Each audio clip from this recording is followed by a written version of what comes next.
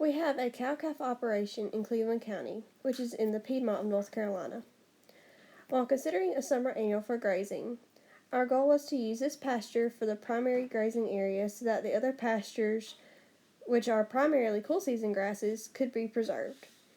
We used Red River crabgrass a few years ago with good success, so we decided to use crabgrass as the summer annual for this year.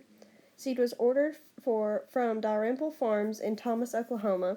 After ordering seed, we saw the Crabgrass Challenge described in the Cattleman's Connection magazine and decided to enter. The land selected to be sowed in crabgrass was currently in a ryegrass fescue clover mix. The area sowed is approximately 8 acres, so sowing 50 pounds of seed averaged 6 1/4 pounds per acre. The cost of seed at $6 per pound plus shipping was at $45 per acre. We waited until the ground temperature was at least 60 degrees before sowing the crabgrass seed. The area was harrowed on May 16th, trying to leave as much clover as possible. On May 18th, the crabgrass seed was broadcasted using a herd spreader attached to the front of the tractor with a cultipacker pulled behind. The total area inside the fence included the 8 acres of crabgrass, 7 acres in fescue and native grasses, and 10 acres of woodland. The water source is from a creek. 8 to 9 inches of rain fell within the first 5 days following sowing. The crabgrass began emerging 8 days after planting. We hoped to start grazing 4 weeks after sowing, but it was 7 weeks before the cows were turned in.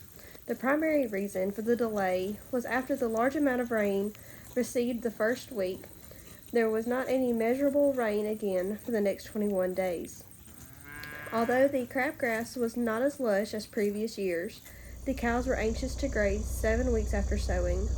They grazed it heavily the next few weeks, and it was evident they preferred it over the adjoining fescue and native grass pasture.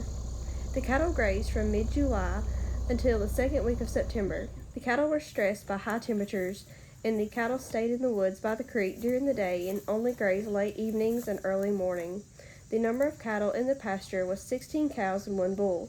6 heavy calves were weaned off in July, and 8 calves were born in July.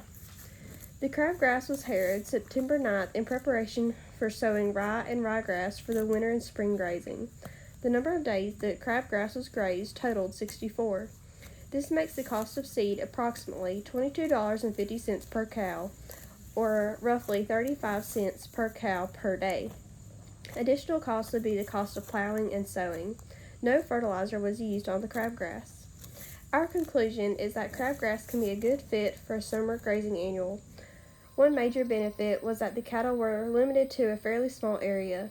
Even the 7 acres of fescue and native grasses adjoining the crabgrass area was not heavily grazed because the cattle preferred the crabgrass. We will try crabgrass again in future years.